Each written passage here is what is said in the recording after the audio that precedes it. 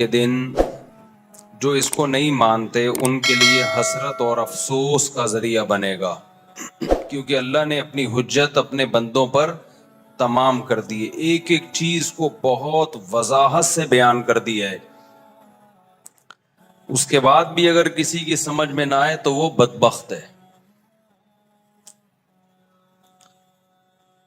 وَإِنَّهُ لَحَقُّ الْيَقِينِ فَسَبِّحْ بِاسْمِ رَبِّكَ الْعَظِيمِ۔ سورہ الحاقہ کو ختم کس بات پہ کیا کہ پس اے مخاطب تو اپنے رب کے نام کی تسبیح بیان کر، وہ رب جو عظمت والا ہے۔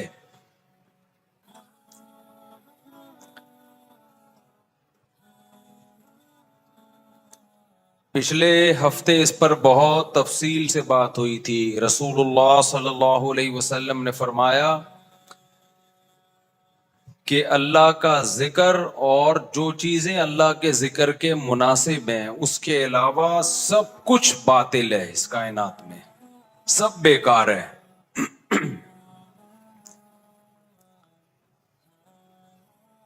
یعنی اس پر میں نے بات کی تھی نا، اور کہ جو کچھ بھی ہمیں دنیا میں نظر آتا ہے جس کو ہم بہت زیادہ ویلیو دیتے ہیں، اللہ کی نظر میں اس کی قیمت کتنی ہے؟ 2%۔ پھر اس پر میں نے بیان میں بتایا تھا کہ بھئی اشکال ہوتا ہے، یہ تو بڑی قیمتی قیمتی چیزیں ہیں، یہاں پہ ایک ایک ڈائمنڈ آپ کو پتہ ہے کروڑوں روپے کا بکتا ہے، بڑی بڑی گاڑیاں ہیں، 4 شادیاں ہیں، بڑے بڑے بنگلے ہیں، اور عیاشی ہے، چاند پہ جا رہے ہیں، اور مریخ پہ پہنچنے کی ابھی پلاٹنگ شروع ہو گئی ہے مریخ پر۔ ایک صاحب میرے پاس آئے، دنیا کہاں سے کہاں پہنچ گئی، مریخ پہ لوگ پلاٹ لے رہے ہیں، جائیدادیں خرید رہے ہیں، اور ہم پٹرول ہی کو رو رہے ہیں۔ میں نے کہا بھائی مریخ پہ جائیدادیں خریدو یا آسمان پہ خریدو، تھوڑے دنوں میں جانا کہاں ہے؟ قبر میں۔ تو اتنا زیادہ ٹینشن لینے کی کوشش مت کرو۔ اس دنیا میں جائیدادیں خریدنے والا کہاں جاتا ہے؟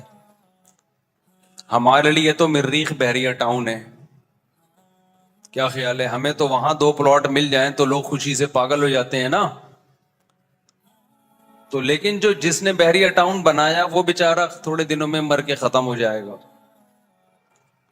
جو سائنسدان مارس پہ پہنچ رہے ہیں، مریخ پہ پہنچ رہے ہیں، وہ تھوڑے دنوں میں مر کے ختم۔ تو یہ موت اور فنائیت یہ ایسی چیز ہے جس نے اس دنیا کی ویلیو کو 2% کا نہیں چھوڑا، لیکن ٹکے کے لوگ ہمیں دنیا کی ویلیو ہمارے دل میں بٹھا رہے ہوتے ہیں۔ 2% کے لوگ جن کو خدا کافر کہتا ہے، جن کے لیے اللہ جہنم کی وعیدوں کے وعدے کرتا ہے، وہ 2% کے لوگ ہمیں بتا رہے ہوتے ہیں بہت بڑی چیز ہے یہ دنیا، کچھ بھی نہیں ہے بھائی۔ اس پر پھر ایک اشکال ہوتا ہے نا کہ پھر چھوڑ دیں دنیا، تو اس کو میں نے جواب دیا تھا میں، تاکہ یہ جو آج کا بیان ہے نا پچھلے بیان سے اس کا لنک ہو جائے، اس لیے میں تھوڑا سا، جن لوگوں نے ڈرامے دیکھتے تھے نا پہلے، ڈراموں کی قسطیں آتی تھی، تو جب جو چھٹی قسط سے شروع کر رہا ہے تو وہ شروع میں دیکھتا تھا پرانی 5 قسطوں کا خلاصہ نظر آ جائے کہیں اس کو۔ تو بھی نئے لوگ آئے ہوئے ہیں نا، تو ان کو پرانا بیان سے میں جوڑنے کے لیے تھوڑا سا خلاصہ بیان کر رہا ہوں۔ بعض دفعہ وہ خلاصہ ہی دوبارہ بیان ہو جاتا ہے، تو کوئی بات نہیں، کوئی غلط باتیں تو ہو نہیں رہی ہیں۔ ٹکے کی دنیا کی اگر آپ کی نظر میں بار بار ریپیٹ کرنے سے دنیا کی ویلیو 2% کی ہو جائے تو فہو المرام، وہ تو مقصد ہے نا۔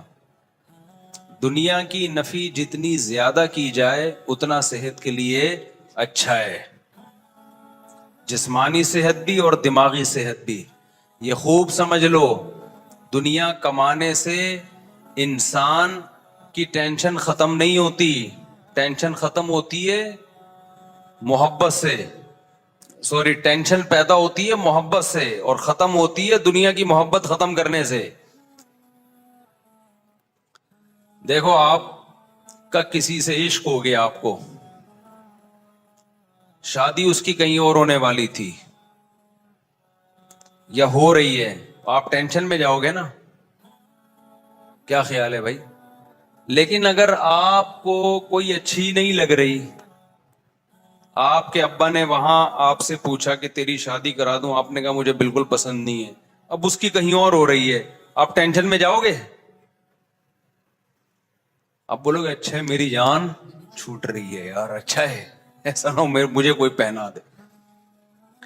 تو جس چیز کی ویلیو آپ کے دل میں ہوتی ہے اسے چاہنے کی فکر بھی ہوتی ہے, اس کے چھوٹ جانے کا غم بھی ہوتا ہے. دنیا میں آج جتنی ٹینشنیں جتنے غم ہیں ان کے پیچھے کوئی نہ کوئی چاہت ہے. جو چاہت آپ کی پوری نہیں ہو رہی ہوتی, اس بیس پہ آپ غم اور ٹینشن میں جا رہے ہوتے ہو. تو ایک حل تو یہ ہے کہ آپ کی ساری چاہتیں پوری کروا دی جائیں تاکہ ٹینشن ہی نہ ہو. یہ کسی کے باپ میں بھی دم نہیں ہے. دنیا میں کوئی ایسا انسان پیدا ہی نہیں ہوا ہے جس کی ہر چاہت اللہ نے پوری کی ہو. یہ ممکن ہی نہیں ہے کہ آپ یہ چاہ رہے تھے یہ بھی مل گیا, وہ چاہ رہے تھے وہ بھی مل گیا, یہ چاہ رہے تھے وہ بھی مل گیا, وہ چاہ رہے تھے وہ بھی مل گیا. یہ ایسا نہیں ہوتا بھائی. ایسا کریں گے تو کوئی بھی نہیں آئے گا, ایسا کریں گے تو کوئی بھی نہیں آئے گا, اور نہیں کریں گے ایسا تو سب آ جائیں گے پھر. ٹھیک ہے. تو ایک حل یہ ہوتا ہے کہ ان چاہتوں کو مسلط ہی نہ کیا جائے بھائی. تو میں یہ عرض کر رہا تھا کہ پچھلے بیان میں نے یہ بات کہی تھی نا کہ جب کچھ ہے ہی نہیں اس دنیا کی, کوئی حیثیت ہی نہیں ہے, تو ہم پھر تھوڑی جتنی ہے وہ بھی نہ رکھیں ہم. پھر ہم کیوں اچھے کھانے کی فکر کرتے ہیں, اچھے لباس کی فکر کرتے ہیں, اچھے گھر کی فکر کرتے ہیں. تو میں نے بتایا تھا نا کہ مسافر خانہ ہے, مسافر خانے میں سفر اچھا گزر جائے تو زیادہ سہولت سے گزر جاتا ہے.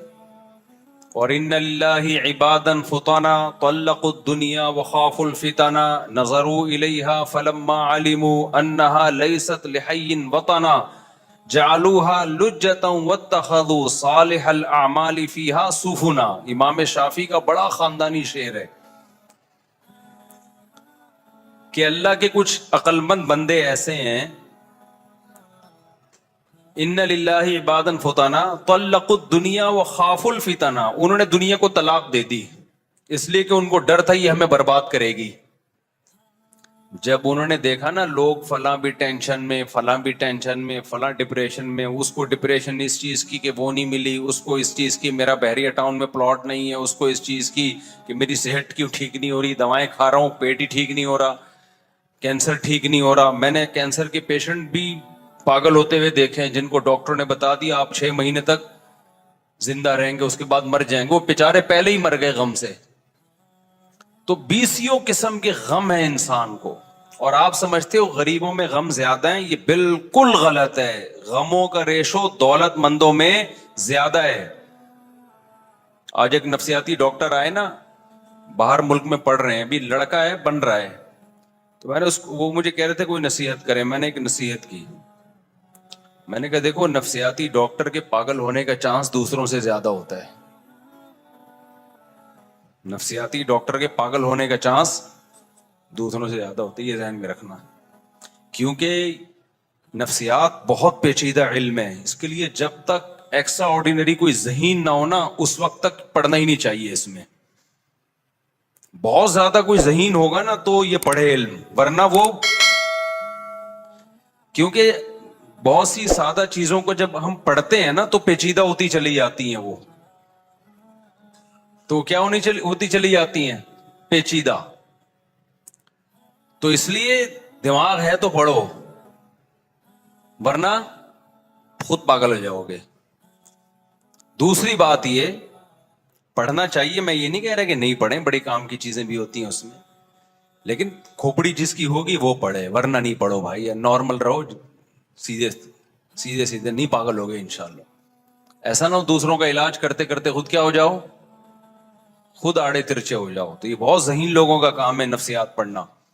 دوسری بات یہ کہ نیچر سے کبھی بغاوت نہیں کرنا, کیونکہ یہ لوگ باہر کی یونیورسٹیوں میں پڑھ رہے ہیں. میں نے کہا گورا خود پورا ٹھیک نہیں ہے, وہ تمہیں کہاں سے ٹھیک کرے گا پورا. وہ خود آڑے ترچھے ہیں.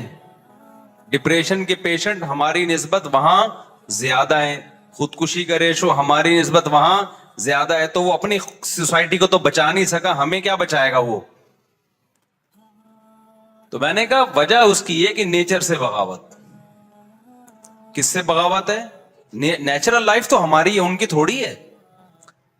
اچھا, پھر میں نے ان سے میں نے بتایا کہ دیکھو بچوں میں نفسیاتی بیماریوں کا کیسز مالداروں میں زیادہ ہے, غریبوں میں کم ہے.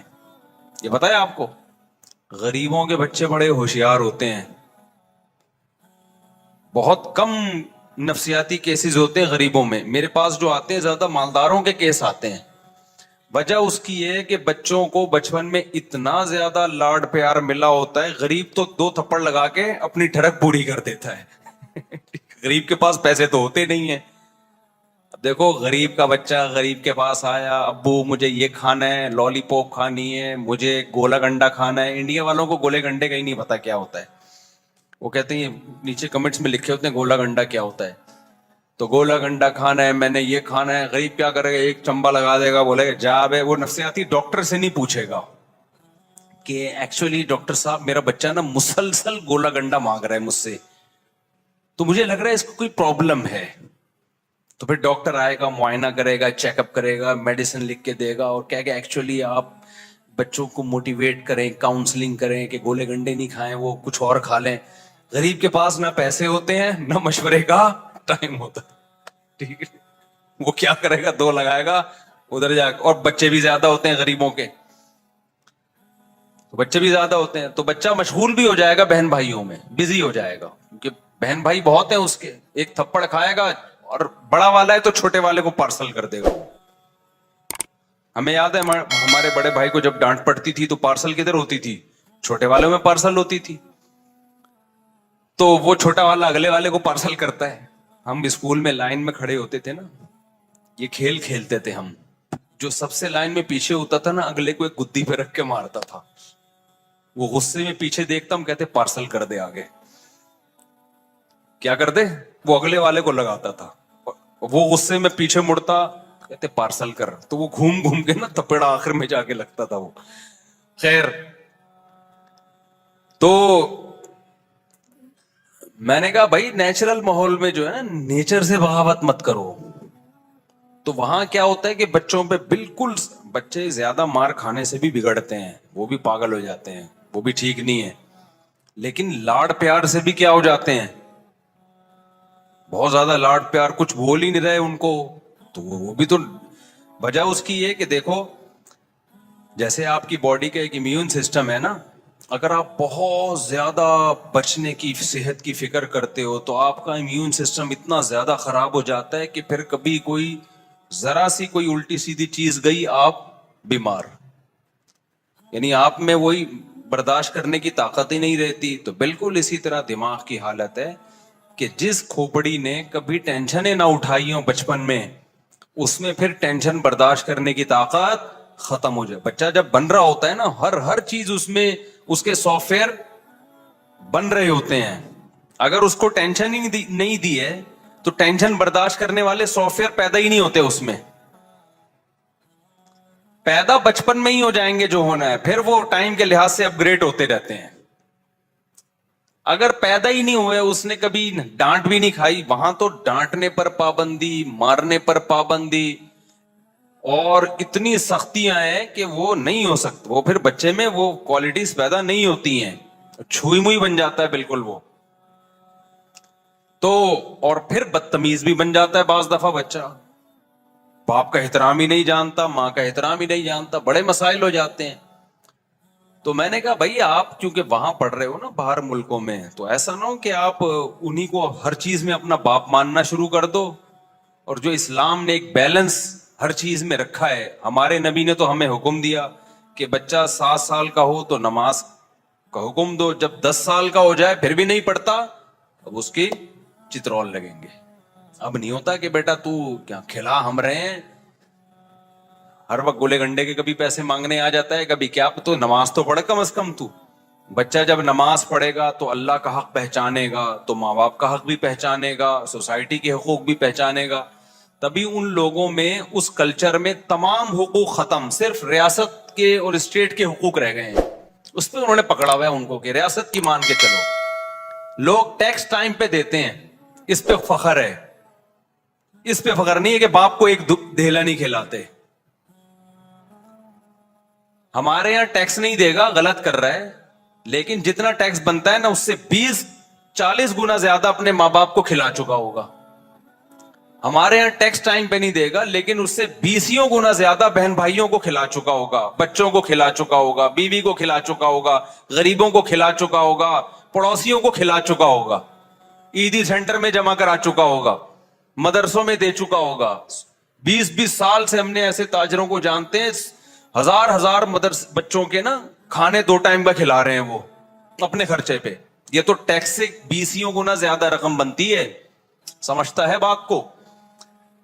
ٹیکس کیوں نہیں دیتے لوگ؟ وجہ اس کی ہے کہ لوگوں کو پتا ہے کہ ٹیکس ہم پہ استعمال ہی نہیں ہوتا نا. تو اگر حکومت صحیح ہو جائے نا تو لوگ میرا خیال ہے ٹیکس بھی دینا شروع کر دیں گے شاید، واللہ عالم. چلو اب آگے چلتے ہیں ہم. تو میں بات یہ عرض کر رہا تھا کہ آپ جو ہے جب تک دنیا کی محبت بھی اس کلچر میں بہت پیدا ہوتی ہے. وہ تو ان کا تو خدا ہے ہی دنیا. وہ کہتے ہیں ہم آئے دنیا میں کس لیے ہیں؟ انجوائے کرنے کے لیے. تو جب آپ کا دماغ ہی یہ بن جائے گا دنیا ہے ہی مزے کی جگہ، تو یہ دنیا میں سب سے پہلا عذاب پتہ ہے کیا ملتا ہے؟ یہاں مزے کے علاوہ سب کچھ ملتا ہے. آپ یہ اللہ کا نے نظام ایسا بنایا ہے، دنیا کا سسٹم ایسا بنایا ہے کہ جو مزے کے لیے خواہشات کے پیچھے بھاگے گا اس کو مزے کے علاوہ سب کچھ ملے گا. آپ کہہ سکتے ہیں بھائی اگر مزہ نہ مل رہا ہوتا اس کو خواہشات پوری کرنے میں تو وہ مزے کے پیچھے بھاگتا کیوں؟ ملتا ہے تبھی تو پھر آگے مزید بھاگتا ہے. اور آپ کہہ رہے ہیں کہ خواہشات پورے کرنے سے مزہ بولو نہیں ملتا.